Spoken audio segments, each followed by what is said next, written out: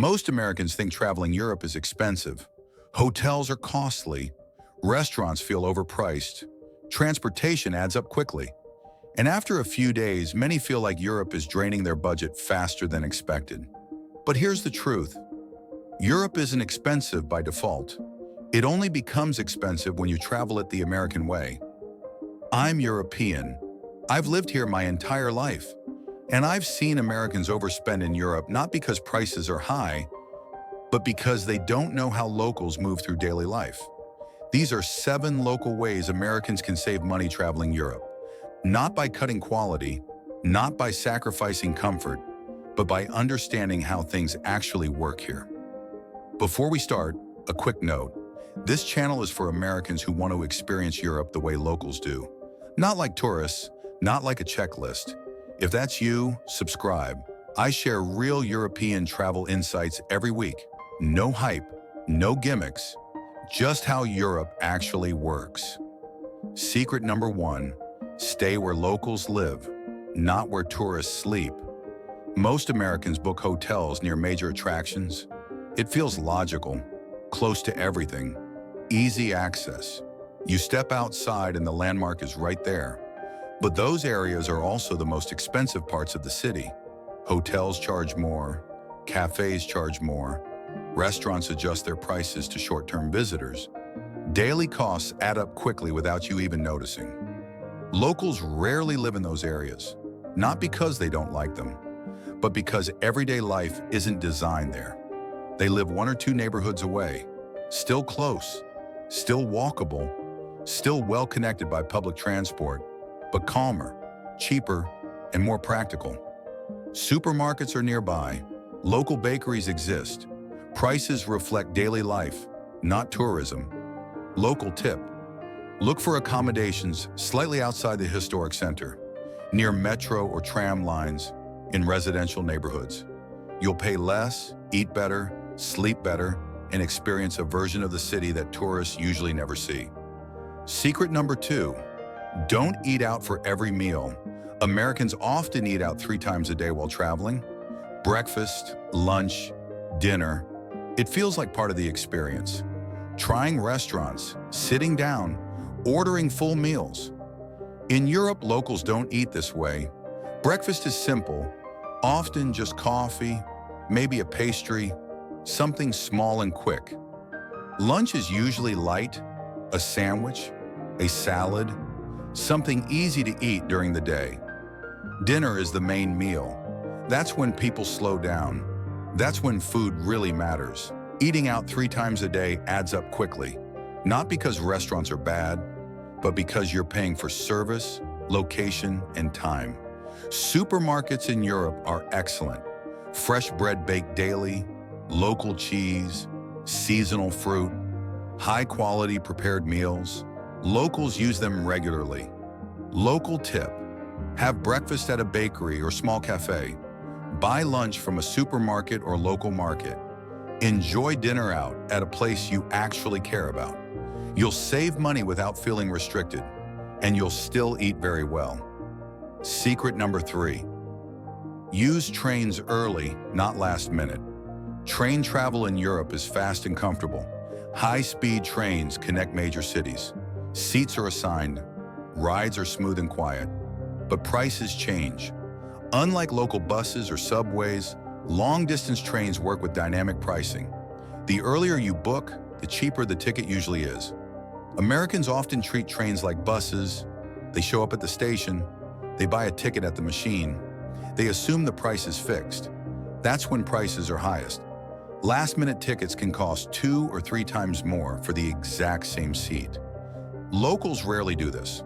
They plan ahead, they book online, they lock in lower prices.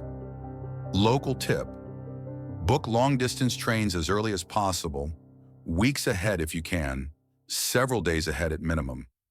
Even small planning changes can save a surprising amount of money, and you'll travel in the same seat on the same train for much less. Secret number 4, understand tourist pricing versus local pricing. In many European cities, there are 2 price levels. Not officially. There's no sign that explains it. But practically, locals know the difference. There are tourist menus, tourist experiences, tourist convenience pricing, and then there is everyday pricing. Locals instinctively know where prices make sense. They drink coffee standing at the bar, not sitting at a table in the main square. They choose daily lunch menus, which are designed for people who eat there regularly. They avoid restaurants directly next to major landmarks, where prices reflect location, not quality. Tourists often don't see this difference. They assume prices are normal. Locals know they're inflated. Local tip: look for daily lunch menus, often listed on a small board outside. Stand at the bar for coffee when possible.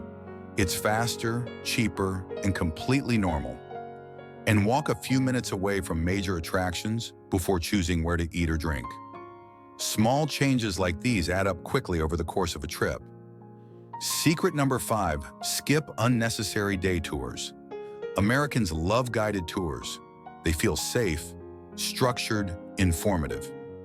Having someone explain everything can feel reassuring in a new place, and guided tours can be valuable in the right moments. But many tours are overpriced for what they actually offer. Large groups, rushed schedules, surface-level information. Europe is generally easy to navigate independently. Public transport is reliable. Museums provide clear information. Cities are compact and walkable. You don't need a guide for every experience. Locals rarely take tours in their own cities. They explore on foot. They visit museums at their own pace. They discover places naturally. Local tip: choose 1 or 2 meaningful tours for things that truly benefit from explanation. Skip the rest. Walk on your own. Explore freely. Follow your curiosity. You'll save money and often enjoy the experience more deeply. Secret number 6, travel with the local calendar, not the tourist calendar. Tourist seasons drive prices, not because Europe suddenly changes, but because demand explodes. Summer is expensive. School holidays are expensive. Festival weeks are expensive. Hotels raise prices. Flights cost more. Restaurants and tours adjust accordingly. Locals are very aware of this. They don't travel when everyone else does. They plan around peak seasons. They choose quieter months when cities breathe again. Local tip: travel during shoulder seasons, spring and fall, late autumn, early winter before major holidays. The places are the same. The food is the same. The culture is the same. But prices drop, crowds thin out, and daily life feels more real. You spend less, move more freely, and enjoy Europe the way locals actually do. Secret number 7, avoid converting everything into dollars. This one is subtle, but powerful. Americans constantly convert prices, every coffee, every meal, every ticket. They do the math in their head and turn everything into dollars. And suddenly everything feels expensive, not because it actually is, but because the comparison never stops. Locals don't think that way. They don't convert. They don't calculate. They think in local value. What does this cost compared to yesterday? Compared to a normal lunch? Compared to what people here earn and spend? That mental shift matters. Constant conversion creates tension. It makes every decision feel heavier, and it often leads to overspending because you lose perspective. Local tip: set a daily budget in euros. Decide in advance what a comfortable day costs, then stop converting.